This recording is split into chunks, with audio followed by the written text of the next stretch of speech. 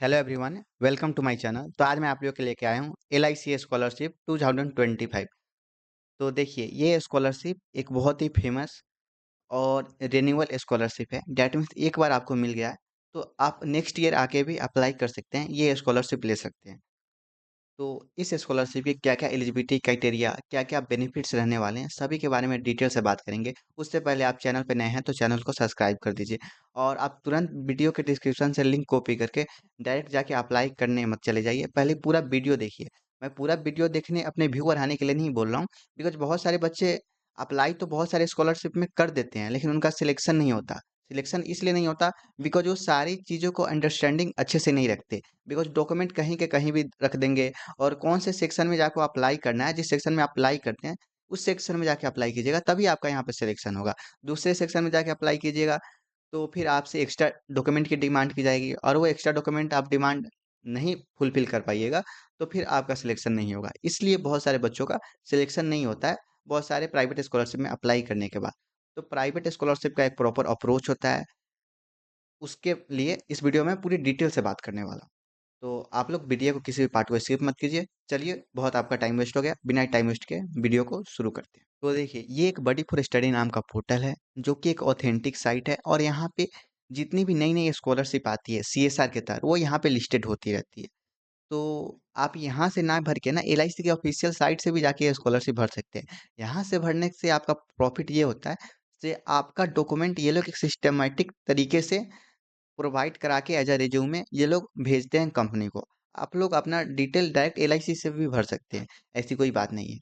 तो देखिए, इस स्कॉलरशिप की अगर बात करूँ आप अवार्ड की, तो अवार्ड आपको 40,000 पर एनम मतलब हर साल 40,000 मिलेगा आपको। एलिजिबिलिटी, तो देखिए एलिजिबिलिटी की मैं बात करूँ, general scholarship, special scholarship for girl child's.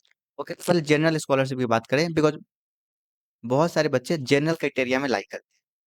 तो पहला एलिजिबिलिटी क्राइटेरिया क्या बोल रहा है? हैव पासिड द क्लास 10th और 12th एग्जामिनेशन, सभी लोग करते हैं। इंडिया के मैक्सिमम लोग क्लास 10th और 12th पास करते हैं।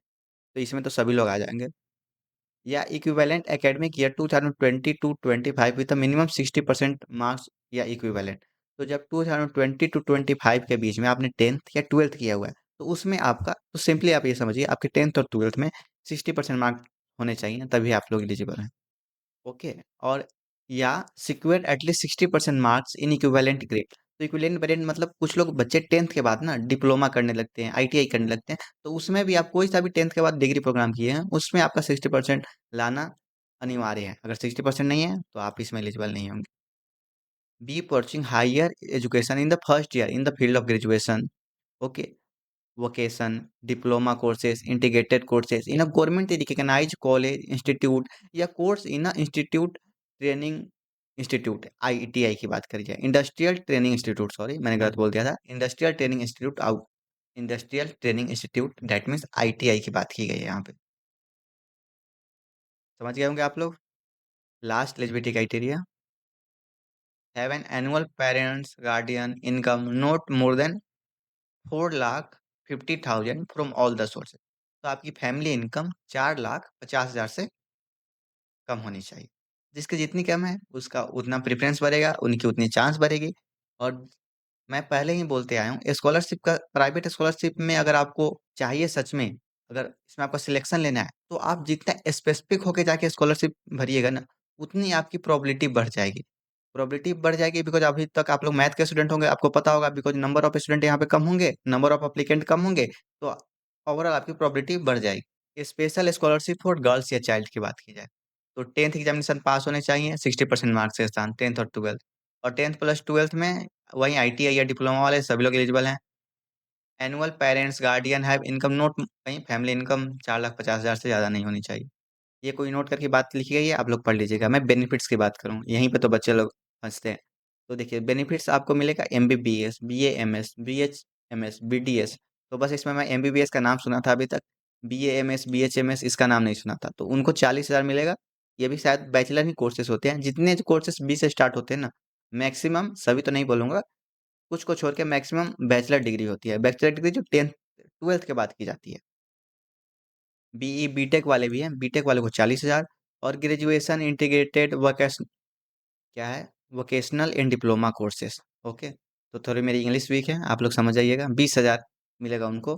स्पेशल गर्ल्स चाइल्ड को 15,000 मिलेगा, जो class 12th, okay, vocational and diploma courses वालों के लिए। डॉक्यूमेंट की मैं बात करूँ, डॉक्यूमेंट बहुत कम ले रहे हैं इस बार ये लोग। इनकम सर्टिफिकेट चाहिए आपकी फैमिली या आपकी, कास्ट सर्टिफिकेट अगर है तो, जरूरी नहीं है। बैंक अकाउंट डिटेल आपका चाहिए यहाँ पे, पेरेंट्स का मत दे दीजिएगा, फिर पैसे आने में दिक्कत हो जाती है। और क्यों आती है, मैंने पहले ही आप लोग को बता दिया, दिक्कत इसलिए आती है बिकॉज इन लोगों को ना, कंपनियों को अपना डिटेल आगे शेयर करना पड़ता है गवर्नमेंट को, तो उन्होंने किन बच्चों का किस अकाउंट में पैसे भेजे हैं। अब वहाँ पे अपने पेरेंट्स के बैंक अकाउंट दे दीजिएगा, तो वहाँ पे शो करने लगेगा कि आपके पिताजी को ये स्कॉलरशिप मिला है, और आपके पिताजी का एज आधार कार्ड पे बताएगा 67-68 साल।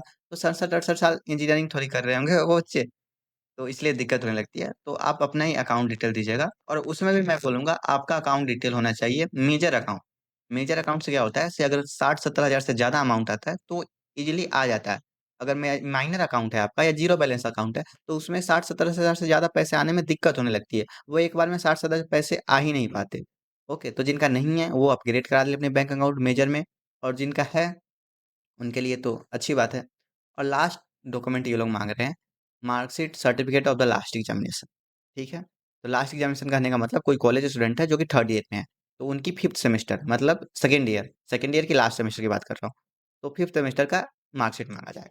अप्लाई नाउ पे क्लिक कीजिएगा, अप्लाई कर दीजिएगा, और ऐसे ही वीडियो के लिए चैनल को सब्सक्राइब कर दीजिए। Thank you for visiting my channel. और आपको लगता है सिर्फ मुझ में कुछ इंप्रूवमेंट करने की ज़रूरत है, तो आप लोग बेझिझक कमेंट कीजिएगा, मैं ट्राई करूँगा इम्प्रूव करने की। ओके।